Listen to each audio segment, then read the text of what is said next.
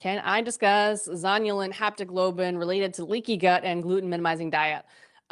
Short answer, I am not an expert in leaky gut. I personally feel better without gluten in my diet or grains in general, but I am not celiac. I do not have any tested gluten sensitivity. I do think that a lot of the things in our modern processed food environment are inflammatory to our gut and cause the zonulin or the little sort of lock and key mechanism that keeps our intestinal cells tight, right? Basically, the inside of your gut is just like the outside world. It is really a tube, and everything in that tube is supposed to sort of stay external to the body unless it is helpful and useful to us, at which point we decide to let that in, right? Our nutrients, our protein, all of this we bring in deliberately, but the bacteria that we eat that are not helpful to us, the pathogens, any of the waste products, right? That should all stay on the inside of the gut and outside of the body.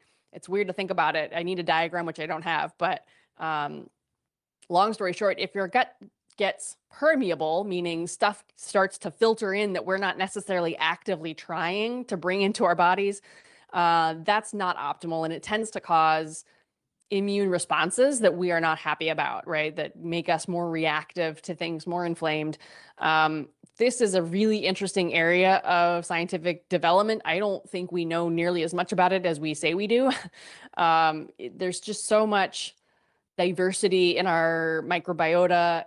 It's very difficult to study. The intestinal tract is very long. The pH is very different in different parts of the intestinal tract.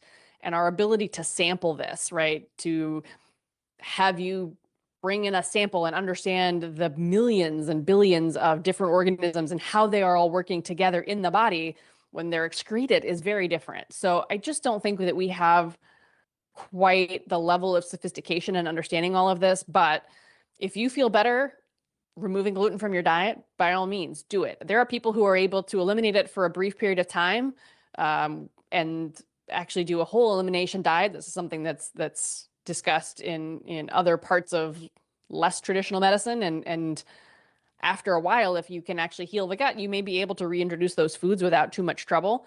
But that's really not my own personal area of expertise, and it's not something that I do a lot of individual coaching on or discussion in my practice.